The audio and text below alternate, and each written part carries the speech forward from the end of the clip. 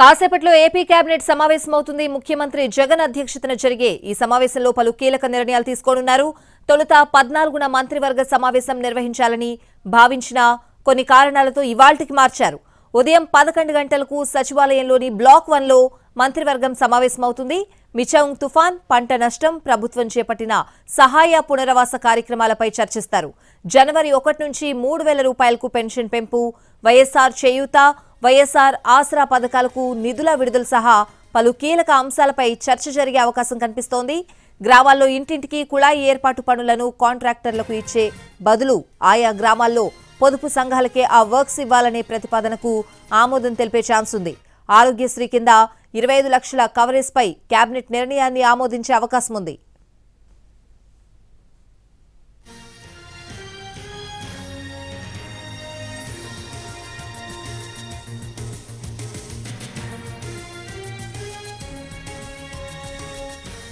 కాసేపట్లో AP cabinet సమావేశం అవుతుంది. ముఖ్యమంత్రి జగన్ అధ్యక్షతన జరిగే సమావేశంలో పలు కీలక నిర్ణయాలు తీసుకోబోతున్నారు. ఇదే అంశానికి సంబంధించిన పూర్తి అప్డేట్స్ మా ప్రతినిధి రెహానా లైవ్ లో అందించడానికి సిద్ధంగా ఉన్నారు. రెహానా, చాలా అంశాలపై ఈ కేబినెట్ లో కీలక నిర్ణయాలు తీసుకునే అవకాశం కనిపిస్తోంది.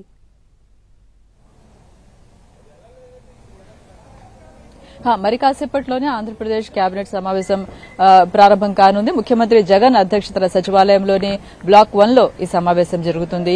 ఇవాళ జరిగే కేబినెట్ భేటీలో పలు కీలకమైన అంశాలకు సంబంధించి చర్చించి కేబినెట్ ఆమోదించే అవకాశం కనిపిస్తోంది. ప్రధానంగా మనం చూసుకున్నట్లయితే జనవరి 1వ తేదీ నుంచి వృద్ధాప్య ఒంటరి మహిళలకు సంబంధించి ఏదైతే ప్రభుత్వం పెన్షన్ ఇస్తా ఉందో 2,750 రూపాయలు, దీన్ని 3,000కు పెంచుతూ ఇవాళ నిర్ణయం తీసుకునే అవకాశం ఉంది. అంటే గతంలో ప్రభుత్వం అధికారంలోకి వచ్చే సమయంలోనే ఈ వృద్ధాప్య పెన్షన్ కి సంబంధించి 3,000 వరకు దఫాల వారీగా పెంచుకుంటూ వెళ్తామని హామీ ఇచ్చారు. ఈ హామీకి అనుగుణంగా ఇప్పుడు 2,000 నుంచి ప్రారంభమైన ఈ పెన్షన్ పెంపు ఇప్పుడు 3,000 వరకు చేరనుంది. జనవరి 1వ తేదీ నుంచి 3,000 రూపాయలకు 2,750 రూపాయలు ఉన్న పెన్షన్ 3,000కు పెంచుతూ ఇవాళ కేబినెట్ ఆమోద ముద్ర వేసే అవకాశం ఉంది. దీనివల్ల ప్రభుత్వం మీద 200 కోట్ల రూపాయల అదనపు భారం పడుతుంది. 65 లక్షల 33,000 మందికి ప్రయోజనం కానుంది. ఇక మరొక కీలక అంశం చూసుకున్నట్లయితే మిచౌంగ్ తుఫానుకు సంబంధించి ఏదైతే ఈ మధ్య ఎఫెక్ట్ అయిందో రాష్ట్రంలో, దీనిలో పంట నష్టము, అదేవిధంగా అంచనాలు, ప్రభుత్వం నుంచి చేసిన సహాయ పునరావాస కార్యక్రమాలకు సంబంధించి కూడా కేబినెట్ లో ఇవాళ చర్చించే అవకాశం ఉంది.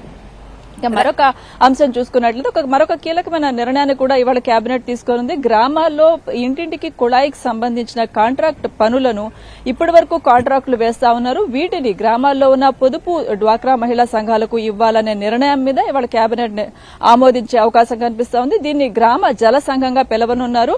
అంటే మనం చూసుకున్నట్లయితే ఏ గ్రామాల్లో పొదుపు సంఘాలు ఉంటాయో ఆ గ్రామాల్లోని పొదుపు సంఘాలకే ఇంటింటి కుళాయికి సంబంధించిన పనులను అప్పగించడం ద్వారా ఆ సంఘాలకు మరింత సాధికారత ఇవ్వాలి అనేది ప్రభుత్వ భావిస్తోంది. ఈ అంశానికి సంబంధించి వాళ్ళ కేబినెట్ చర్చించి నిర్ణయం తీసుకునే అవకాశం ఉంది.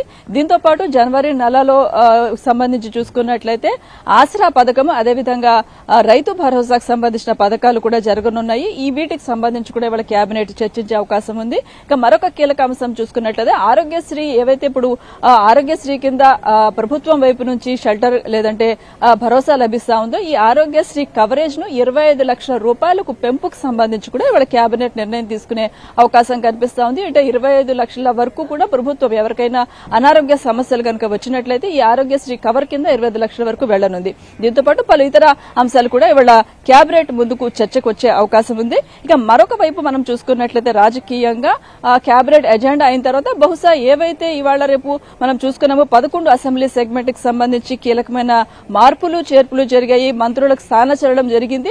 దీనికి సంబంధించి కూడా ఆఫ్ ద రికార్డ్ లో లేదంటే ఎజెండా అయిన తర్వాత ఈ రాజకీయపరమైన అంశాలు, ఏ మంత్రులకు మార్పులు ఉంటాయి, స్థానచలనం ఉంటుంది, ఎవరికైనా టికెట్ దక్కని అవకాశాలున్నాయా, వీటికి సంబంధించి కూడా కొంత మంత్రుల మధ్య చర్చ జరిగే అవకాశం అయితే కనిపిస్తుంది. Nalini. Right Rehana, thank you.